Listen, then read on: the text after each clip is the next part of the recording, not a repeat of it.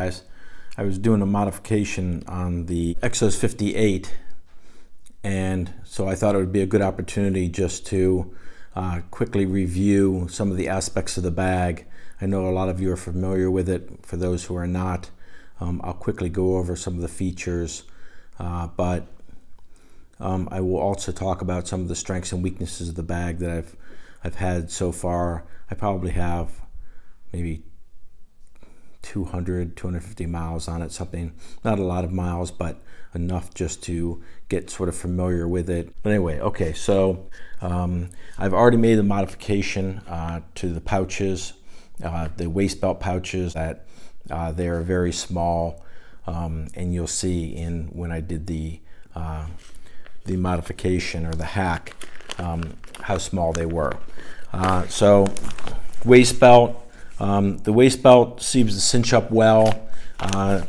The issue about the waist belt is that the padding is relatively short, and it has just a single strap. So what happens is that if you have a little bit more around your waist and it can't cinch right up against your hips, one of the complaints about the EXOS is that it tends to slide down, and so a lot of the weight will end up on your shoulders. So that's something that you really want to test out if you're thinking about purchasing a bag like this, and make sure it works for you. I think the Arcol is a little bit better in that regard. It has sort of two straps, a V-strap system, that apparently allows it to grab a hold of your waist a little bit more snugly. For me, it isn't a problem, but I just wanted to raise that for those of you with a different body style. The buckles appear to be really fragile. I've been beating on them and I haven't had any sort of weakness demonstrated, and there have been a lot of thru-hikers and the buckles seem to have managed pretty well. If you have any information about the buckles being weak, definitely would be interested in that. But again, for me thus far, it's been fine, and the waist belt's been fine, but those are certainly issues. Okay, so the new pouches. So what I did was, as you'll see, is I've put the 1 liter ZPacks waist belt pouch in the place of the pouches that came. Okay, so here's the waist belt on the EXOS 58. And what you'll see is that there are these small pouches here, which are, I don't even know if they're half a liter, to tell you the truth, just to give you a sort of semblance. I mean, here's a Samsung Galaxy, and you can kind of see that if I stretch it out, I can fit it in there just barely. So that's to give you an idea of the size of the pouch. So there's a great hack, and that is these are the ZPacks waist belt pouches for their packs, and the attachment system that they use works perfectly for the EXOS 58. May work well for the 48 too, I just don't know. You have these 2 small adjustable straps, one on each side. What you'll see is that this loop strap will slide over the belt itself, over this buckle, and retain the pouch on this side right behind the buckle of the waist belt tension system. On the other side, the 58 has this loop that holds that down strap and keep it tied to the waist belt, but it serves as a great connection point for this. So you have essentially the 2 connection points, and then the center strap, this elastic center strap. Now, the one thing about the elastic center strap is that it may crush this padding some. If it does that, one of the recommendations from ZPacks itself, not particularly for this pack, but just in general, is that you can attach the elastic to whatever the waist belt is using like a safety pin or something. Okay, so let me show you what the ZPacks waist belt pouch is going to look like on the EXOS 58. You can see how much larger it is. And I'll show you the two retaining points on the ends. This center I haven't attached yet, but on the ends, the supplied ZPacks little retaining strap with the adjuster attaches very conveniently to the existing loop sewn onto the waist belt, which holds the downside of the EXOS 58's shoulder strap. On the other end, the same supplied ZPack strap is the perfect size to loop over the buckle, over the webbing, over the adjuster, and then to, I think it's a little too dark since they're both black, but to lie perfectly behind that around the strap of the waist belt. Okay, so when you cut away the pouch on the EXOS 58 waist belt, this is what you'll find. You have a backing that I left on because it seems to be an integrated piece and part of the structural integrity of the waist belt. However, the pouch material itself and the pouch that was attached over the top of this, you can see is not. And they've used Velcro. I'll close it and then open it so you can hear it. Okay, they've used Velcro simply to provide some rear support and stability. So I said, well, why reinvent the wheel? I'll do the exact same thing for the ZPacks. Along the back of the ZPacks, I'm going to attach industrial strength Velcro here, a longer strip, and then on the ZPacks bag too, and I'll put it in position exactly as I want. Okay, before I make the final attachment with the Velcro, I just wanted to show you that I decided to try the pack on to see where the pouch sat relative to my body with the shoulder strap cinched up and the belt tight. Where is this going to sit? Sits super comfortably. In fact, it almost probably doesn't need the Velcro, but I just don't want it flop. I want to make sure it doesn't flop around if I put something relatively heavy in it. So I will Velcro up towards the top of the bag just to stop it from tipping forward like this. Okay, ladies and gentlemen, there you have it. The EXOS 58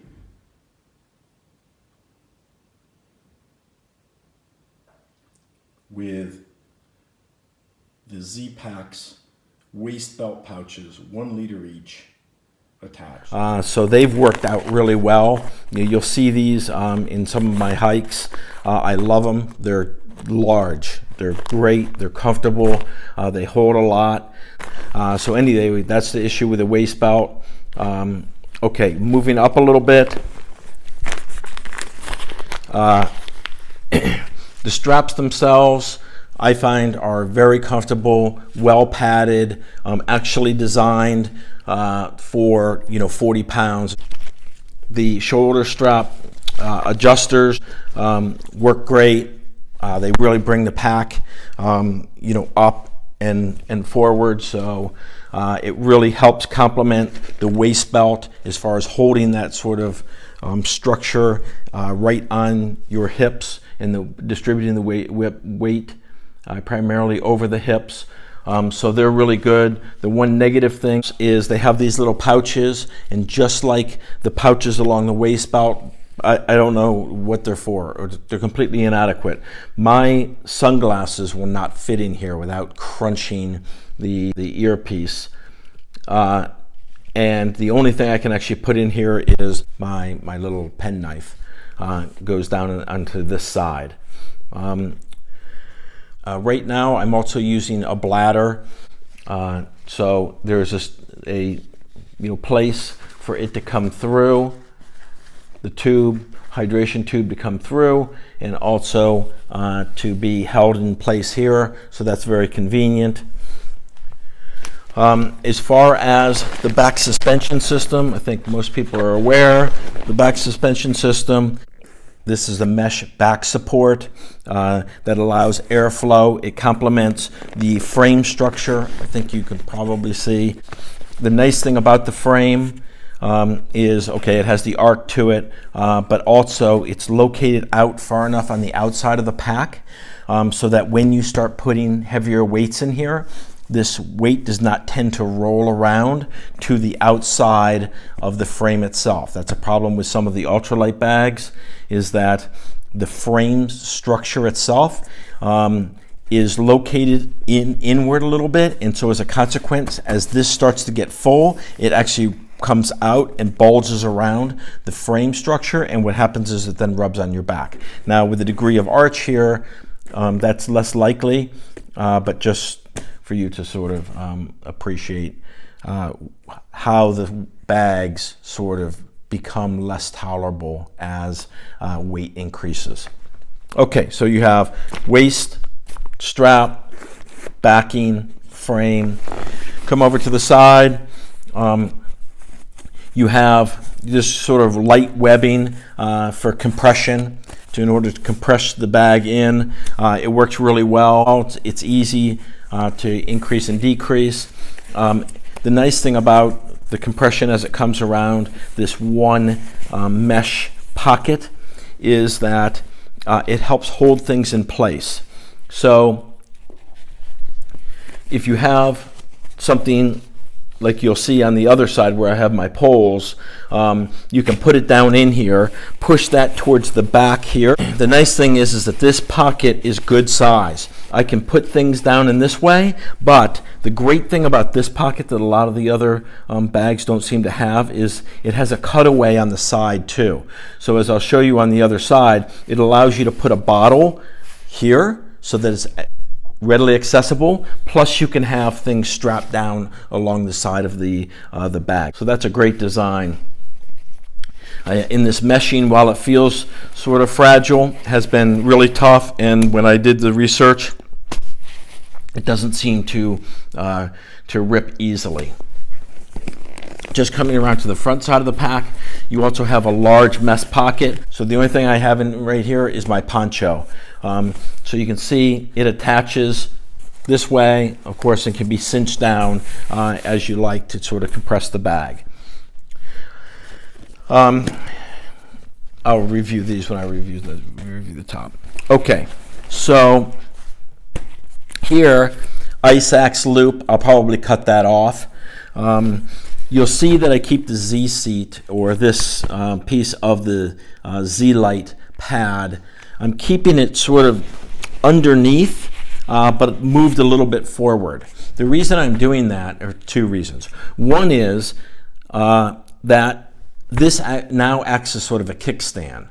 One of the sort of negative things I think about this backpack relative to some of the others, like the Hyperlight, is the fact that those have sort of square bottoms and they'll stand by themselves, and it just makes it a lot easier if you can set your bag down and then go get your stuff, come back, and the bag isn't always flopping over forward. This bag will always flop over forward. By placing this pad here instead of alongside, it now sort of acts as a kickstand and provides a flat bottom that stops it from moving forward. Even as I put weight into it, it seems to provide some stable structure. So that's a great little trick. The other thing about it is, because it sort of wraps around a little bit to the front side, is this reflective material, or the yellow side that's on the other side, is, as you're hitchhiking and that sort of thing, it's something that's going to reflect even in the evening. So I find that to be a little safety issue that is convenient and of value. In addition to the top straps, You have a couple other latch points here that you could use whatever you want to lash things across the bag if you want to. I'm not using that function right now, but it's there. Okay, so this is the other side. It shows you a little bit more clearly about things being cinched down by this compression strap, but at the same time being able to use the pocket. So here I have sort of a collapsible water bottle. I'll have smart bottles in there when I go out, but the collapsible water bottle, and it fits right in there, snug. You can see the angle. I hope you can see. You know, the angle is steep enough that it doesn't want to fly out. You know, and then at the same time, this pocket is big enough that this bottle is not really interfering with the poles, nor the poles with it. So, and you're not really overstretching that material at all. So that is a nice feature and a good design. So going to the top of the bag, as I mentioned earlier, I took the brain off. Now it has this permanently attached little flap over the top, and so they just clip down. So anyways, that's all that's in here is my Big Agnes copper spur UL2 tarp. So as I said, this is permanently attached. Flap. The opening of the bag, you know, of course, obviously has a cinch. Easy to open. Very wide, nice. Then you have a cinch strap here, which helps to, again, compress the bag front to back. As I mentioned, I'm using a bladder. I'm just setting the bladder on top instead of down back, around the back. It does have a bladder pouch, but right now I'm just setting it on top because, like I said, I don't think I'm going to be using it anyway, and I just wanted to see how it worked. I'm not really going to go through all of the things in the bag. That's not the issue. I just want to show you that with the 58 liters, which includes the outside pouches, you know, there's just tons of space. So there's a good size space in here that you can use. Okay, so the brain was great. I mean, I like those on some of the bags. It was, you know, very functional. It has an inside pocket, a mesh pocket, as well as an outside exterior pocket that is, you know, somewhat rain resistant, but it's still nylon, so it's as much rain resistant as any silk nylon is. And it's, but, you know, I could save the weight, and I was able to save the weight by using this ZPacks, a 3-liter bag. That's a huge bag. So it's going to be super useful. And then with the 1-liter bags, snacks and all the different things that you use during the day, I find that those systems, without having to take the pack off, I think is going to be really useful. So that's where we are with the EXOS 58, and I think it's a great option. You know, if you're looking for something in the 2.5 pound range of a bag. You know, I hope that's of value. If it is, and you like the way that I'm going over some of the gear pieces, you know, of course, I ask for you to subscribe or like the individual shows. I'd like to really appreciate you just watching the videos, simply because if we can get those views up, we get the ads up. If we get the ads up, we get the charitable contributions rolling.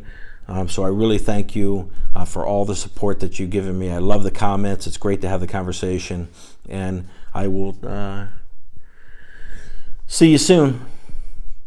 Okay, guys, that's it. Scars out.